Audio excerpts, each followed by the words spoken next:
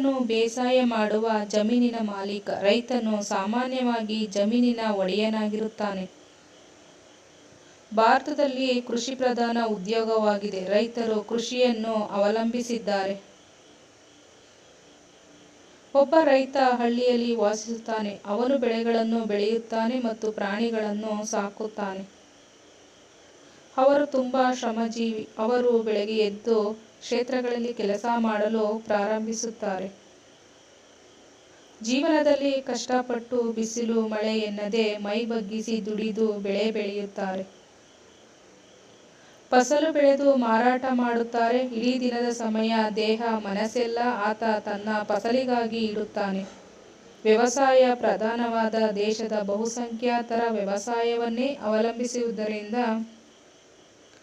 ನಮ್ಮ ದೇಶ ಅಭಿವೃದ್ಧಿಯಾಗಬೇಕಾದರೆ ಮೊದಲು ರೈತರ ಅಭಿವೃದ್ಧಿಯಾಗಬೇಕು. ರೈತನು ಪರಿಶ್ರಮ ಮತ್ತು ಗಮನದಿಂದ ಸಸ್ಯ, ಬೆಳೆ ಇತ್ಯಾದಿಗಳ ಬೆಳವಣಿಗೆಗಳನ್ನು ಉತ್ತೇಜಿಸುವ ಮತ್ತು ಸುಧಾರಿಸುವ ಮತ್ತು ಪ್ರಾಣಿಗಳನ್ನು ಸಾಕುವ ವ್ಯಕ್ತಿಯಾದರು. ಕೃಷಿಯ ಕಾಲಮಾನ ನವಶಿಲಾಯುಗದಷ್ಟು ಹಿಂದಿನದು ಎನ್ನಲಾಗಿದೆ. ಬೆಳೆಯನ್ನು ಬೆಳೆಯಲು ನೀರಾವರಿ ಮೇಲೆ ಅವಲಂಬಿಸಿದರು. ರೈತ ದೇಶದ ಬೆನ್ನೆಲುಬಾದರೆ ಎತ್ತುಗಳು ರೈತನ ಬೆನ್ನೆಲುಬು. ಎತ್ತುಗಳೆಂದರೆ ರೈತನಿಗೆ ಪರಮಾಪ್ತ ಮಿತ್ರರು.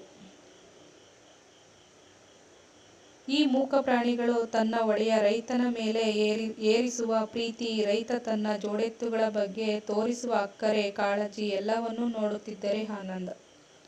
ರೈತ, ಮಣ್ಣು, ಎತ್ತುಗಳು ಈ ಮೂವರ ಬಂಧವನ್ನು ಯಾರಿಂದಲೂ ಬಿಡಿಸಲಾಗದು. ರೈತನಿಲ್ಲದಿದ್ದರೆ ದೇಶ ಉಪವಾಸ ಬೀಳಬೇಕಾಗುತ್ತದೆ ಎಂಬ ಮಾತುಗಳನ್ನು ನಾವು ಕೇಳಿದ್ದೀವಿ. ನಮ್ಮ ವಿಡಿಯೋಸ್ ನಿಮಗೆ ಇಷ್ಟವಾದರೆ ಲೈಕ್ ಮಾಡಿ, ಶೇರ್ ಮಾಡಿ, ಸಬ್ಸ್ಕ್ರೈಬ್ ಮಾಡಿ.